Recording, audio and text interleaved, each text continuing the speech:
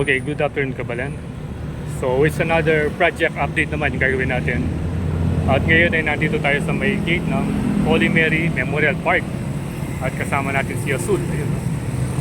So for today's video ay i-update natin yung ginagawang big project dito, yung supermarket. Particularly yung SNR.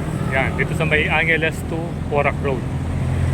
At nadaanan natin nung minsan na nakatayo na yung mga metal frames nila para sa mga building. Kasi yung first update natin dito, halos excavation yung ginagawa nila. Pero ngayon, meron nang naitatayong mga frame. So yun yung titignan natin at aalamin. At marami nang excited na matapos yung project ito dahil meron na namang mapapasyalan at mapagbibilhan yung mga kababayan natin, especially yung mga taga-Angeles. So tara, puntahan muna natin bago natin kunan ng aerial shot. Okay, bali ito na yung Angeles to Porac Road at malapit na rito yung SNR. Tignan natin kung ano na ba yung itsura niya. Kasi may mga naitayo ng frame dun eh. Ang bilis nilang gumawa. Nung last time tayo pumunta rito, halos nag-uukay pa lang. Ngayon may mga nakatayo ng mga mga frame ng building. Ewan ko kung visible dito.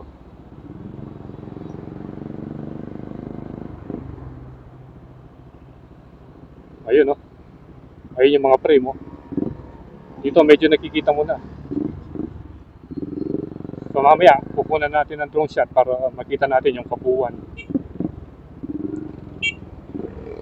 Ang problema lang dito yung traffic. Ayun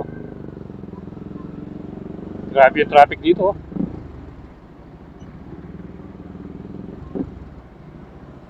Lalo na pag nagbukas ito. Expect heavy traffic talaga.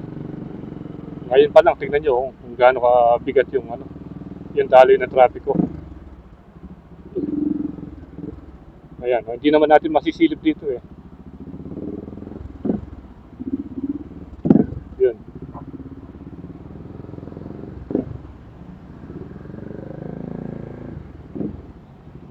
Ayan, ito bale.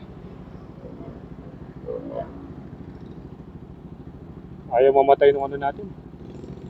360 natin.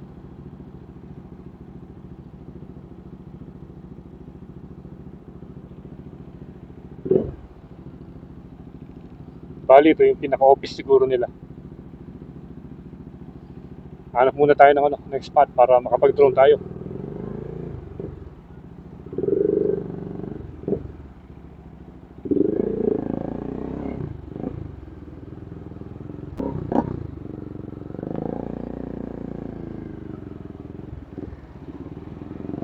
Ayan